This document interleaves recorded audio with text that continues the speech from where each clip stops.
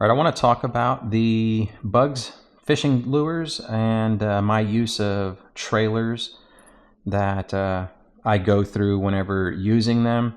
For the longest time, this is the brand that I would go with, the Mr. Crappie by Strike King.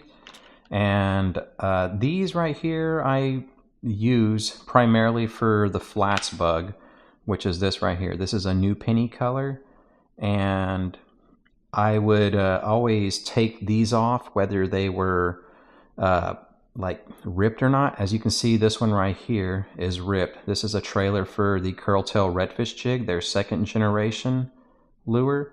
And once this happens, you need to remove that and put on a new trailer.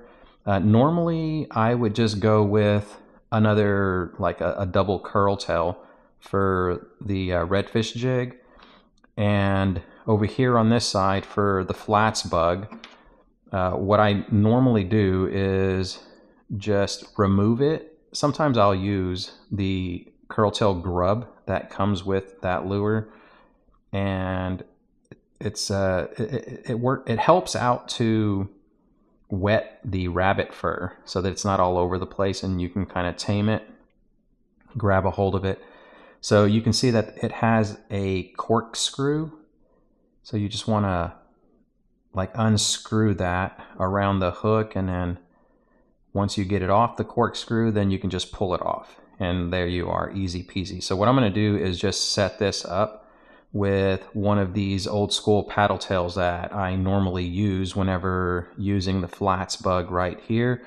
And the Mr. Crappie from Strike King, they've got several different colors that you can use. What I always tried to do was match the color that the lure is, and since this is a new penny color for this guy, I don't think I had anything for new penny. No, I sure don't. So nothing like truly matches this color right here. You can see that we've got this like brownish color right there. It's the pumpkin seed chartreuse tail. And so I already have a package open right here.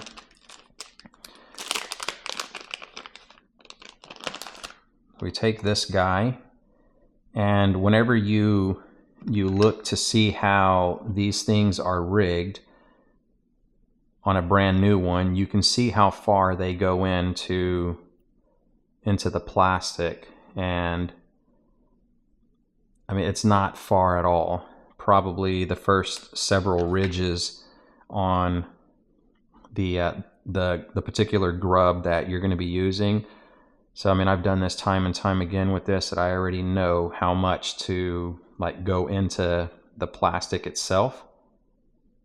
And so all I'm going to do is you take a look at the paddle tail right here, and then you want to just make sure that you go straight in line so that this right here will swim true and correct, and the paddle tail is going to go side to side rather than putting it on sideways. So like if you were to, that's vertical right there, but if you go horizontal, then the paddle tail is going to be swimming up and down. So try to get it on as straight as you can. It doesn't matter if the fish see it in motion, chances are they're going to hit it. But I don't know, I guess the OCD in me wants to make sure that I get that on nice and straight. So here we go. I'm just going to hold this guy vertical. I'm going to go through the first few ridges, around 3 of them, and right about there, go through, and then come out. All right. Now you push the head of that paddle tail, that like grub looking thing, into the corkscrew, and then just go clockwise. Start screwing it down, bend your plastic around that hook, and then just keep threading it on as such. And then eventually you will be able to seat it down right there. And so that's what you're going to end up with. So hopefully you're able to see this right there in great detail. The paddle tail is nice and vertical with the hook, and so whenever you start just a straight retrieve with this in the water, it's going to look like a bait fish now. And so what you do now is on the leather itself from the rabbit fur, you just basically go back through. It's right here. Some of that rabbit fur has been pushed through by the barb on the hook. Don't worry about that. It's not going to affect anything, but push the hook point right back through that leather and then grab it and then just kind of push it down. And there you go. That's a perfectly rigged flats bug now. And you just tie it on, and that's what it's going to look like right there. And this is what you used to always see me using. Now, as of recent, for this 9th fishing season that I'm currently in, I don't know why I didn't think of it in the past, but Gulp. It's amazing. It works. It's very expensive, and it truly works. So what I have been using, here, let's get a new package so I don't spill any of that Gulp juice on my wife's table. So what I've been using are these 3-inch paddle shads. This is the only color, the dark color that I can find currently. So it's what I've been using. This is the smelt color, I think. Does it show anywhere on here? Ocean Shift. I'm sorry, it wasn't smelt. But you get 5 of them, and they cost around $8 to $10 depending on which store you go to. And I'm taking these guys, and without pulling one out, all I'm doing is basically the same thing. I start off with the full length of the paddle shad. Whenever the fish rip it off, they have a tendency to rip it off of the flats bug a lot easier than this one right here, the curltail redfish jig. It's just a bigger hook and a wider gap, and so when they start swinging their head back and forth, this one holds on to it a lot better than this one right here, because only a small portion of the lure is actually embedded onto the hook bend and the what do you call it, the corkscrew. So hopefully that makes sense. So only just a very tiny portion is embedded from this plastic on there, and so when they start thrashing back and forth, this has a tendency to rip off on the paddle shad. So what I do in that case is unthread it and then clip the small portion of the head that was threaded on, and then re-thread it back on with a new meaty portion of the actual paddle shad itself. And then once you clip it at least once, it has a tendency to stay on a lot longer. The shorter that this gets, the easier it is gonna, or the more sturdier it's gonna be with being able to hold aggressively onto your actual jig head. And this right here has been lights out, way better than the use of these Mr. Crappies, these little, what are they called? Slabalicious? Yeah, Slabalicious. So I think I'm going to go this route.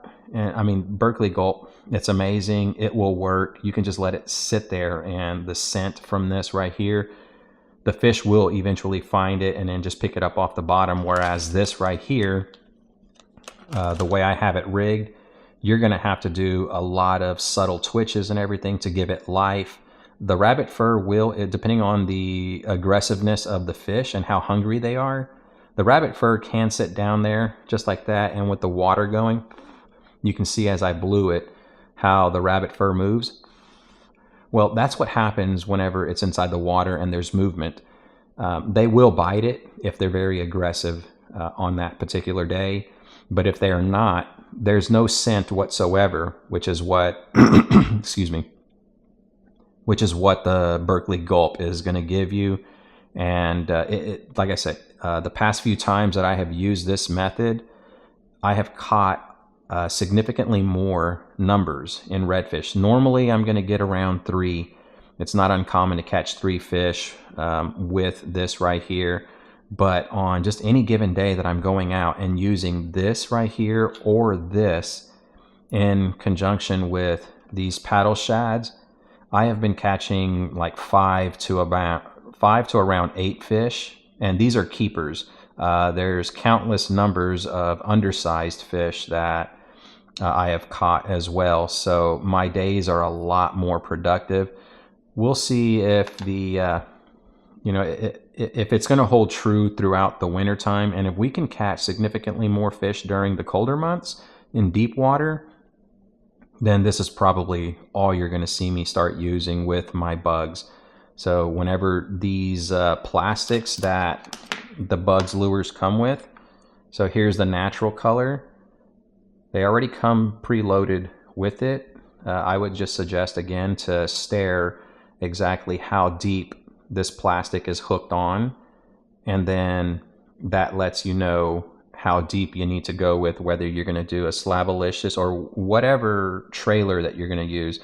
I don't recommend going over 3 inches in length, because then chances are the fish is going to bite the bottom portion of that, or the end portion of that lure, and they're never going to hit the actual hook. Unless it's a really big fish, they have a tendency to just gobble up the whole entire lure. But whenever you're chasing flounder, sheep's head, black drum, they have a tendency, well, black drum, I don't know, let's say flounder and sheep's head. Flounder will grab the tail end of it, and you have to wait for them to bite, and then once you feel that bite, if you try to jerk it really quick, you're gonna rip off the tail portion of your lure, and when they bite, you'll have to, again, just wait. You'll feel them if you have a sensitive rod and some braid. It helps you to feel whenever they bite again and reposition that, because it feels like another bite and then another bite. And that's just them getting this lure in the position that they want it before they swallow it. So that's why I recommend using a small trailer. The smaller it is, the better. So if you just start out with cutting off maybe a good 1/4 of an inch on these paddle shads, then you're probably going to be in there with a similar size on these Slabalicious. These have worked flawlessly for me. I don't have to worry about any issues whatsoever with the flats bug.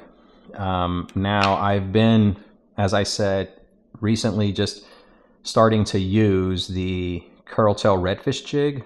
This is the 2nd generation. Again, how do you tell the 2nd generation from the first?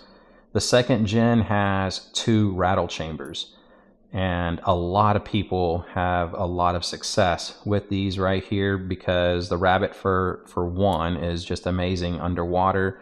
Then you have these rattle chambers to help call them in, and if you put a paddle tail of some sort, it doesn't have to be Gulp. You can use a plain plastic one that's around 3 inches, maybe 2.5 inches in length, and you, in essence, you turn this into a bottom bouncing jig and into a like a swim jig. So you can just straight retrieve. You can bounce it off the bottom, and then straight retrieve. And as it's going, now you have the action of a paddle tail to give the bait fish imitation. But I've been recently using this with these, and it works really well. I don't know how good it's going to do, being the size of it and the profile that it's giving. I still will use it in the winter, but I don't know how good it's going to be, because usually I'm going to go down in size during the winter time. I don't want too big of a profile. So yeah, we'll see. I'll still continue using both of these. These have to be my absolute favorite. The flats bugs. It's my #1 lure to go to, and this right here is a very close 2nd place lure. And then my 3rd lure, especially for flounder, is the hothead bug right there. But the only thing that I do with this, with a trailer, it's not really even a trailer. Whenever you look at it, if we remove the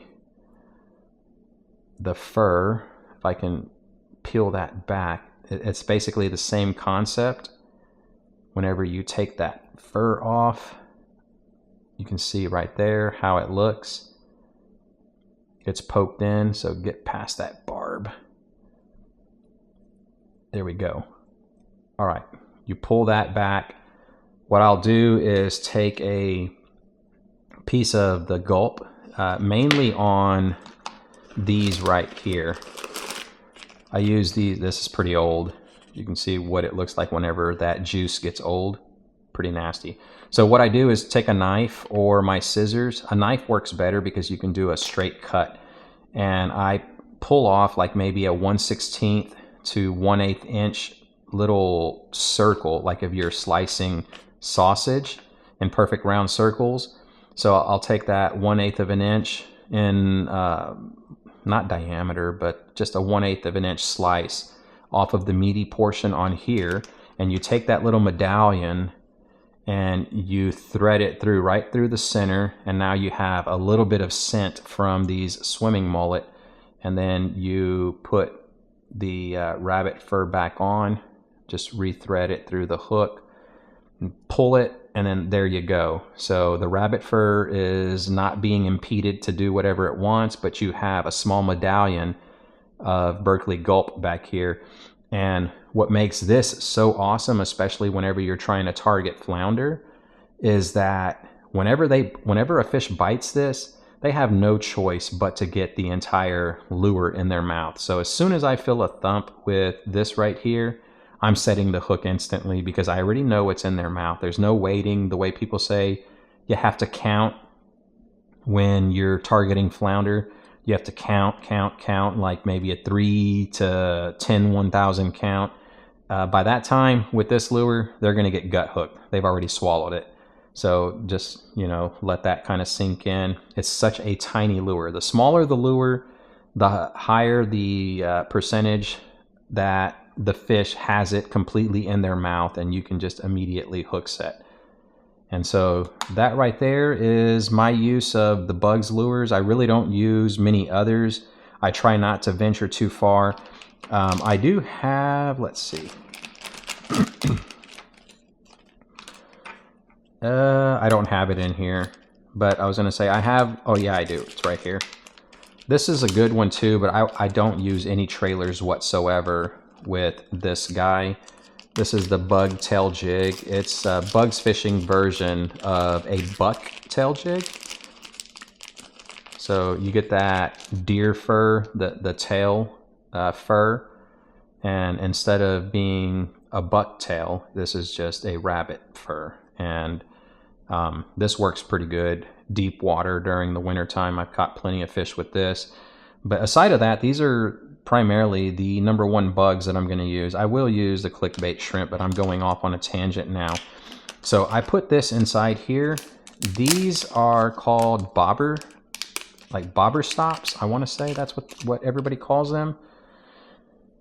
You will notice whenever you start going to the flats bug that when you cast your lure, these plastics, if you don't have, it depends on how old your bugs lures are. Some of them don't have that corkscrew to be held against the hook. And what will happen if you don't have the corkscrew on yours, these will have a tendency to start backing off because it's just a bare hook. There's nothing to grab and hold the meaty portion. And so what I have been doing, because I have a lot of older fishing lures, some of my bugs don't have those corkscrews. I'm trying to find one that's got a corkscrew. Let's take a look at this black one right here. Okay, so this black one, it's been used, and you can see as I peel that away, there is no corkscrew. And so what happens is these lures right here will start to do this. So whenever you put them on,